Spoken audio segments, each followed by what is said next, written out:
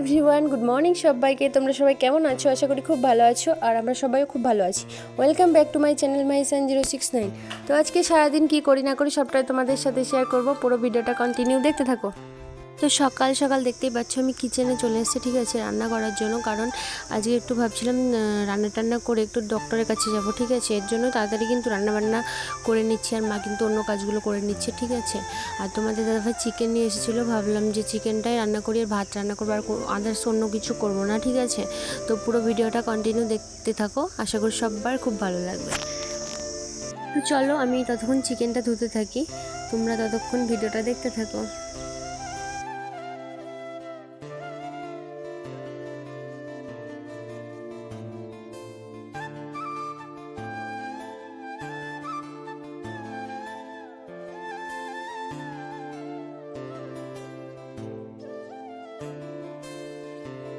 তারপর এই দেখো আমার চিকেনটা কিন্তু ধোয়া হয়ে গেছে ফাইনালি। এখন মশলাও কষাতে দিয়ে দিয়েছি কড়াইতে, ঠিক আছে।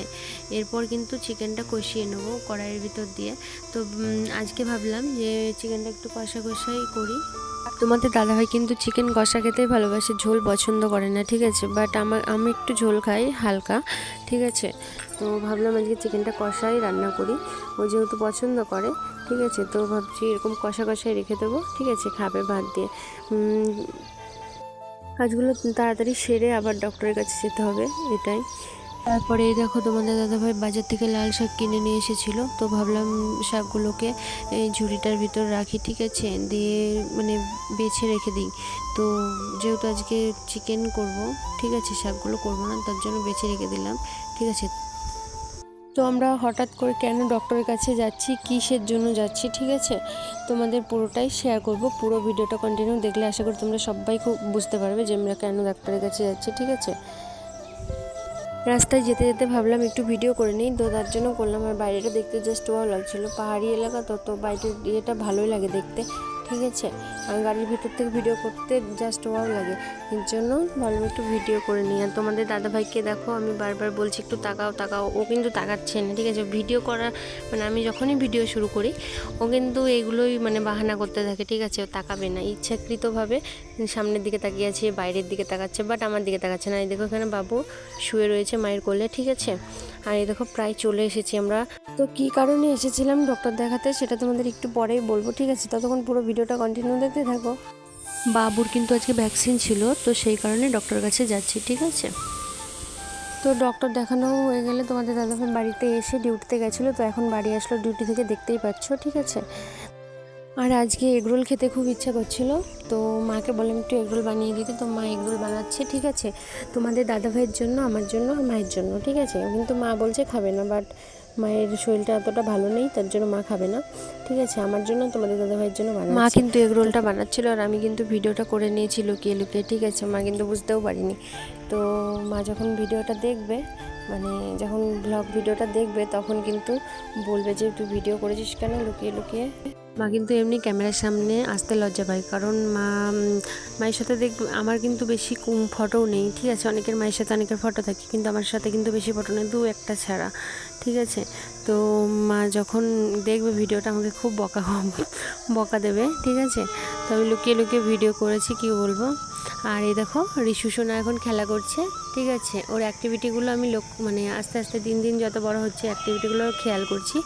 তো রিশু সোনার অ্যাক্টিভিটিগুলো মানে সকালবেলায় যেগুলো করে সেগুলো আমি কিন্তু তোমাদের সাথে শেয়ার করছি, ঠিক আছে। পুরো ভিডিওটা কন্টিনিউ দেখতে থাকো, আর ভালো লাগলে লাইক কমেন্ট শেয়ার করে দিও, ঠিক আছে।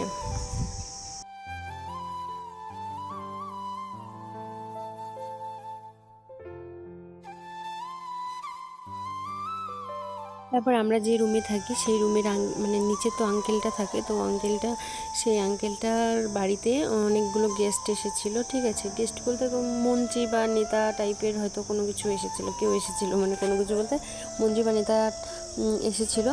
তো তাদের সাথে গার্ড ছিল, অনেক পুলিশ গার্ড ছিল, আর অনেক মানে রিলেটিভও ছিল, ঠিক আছে।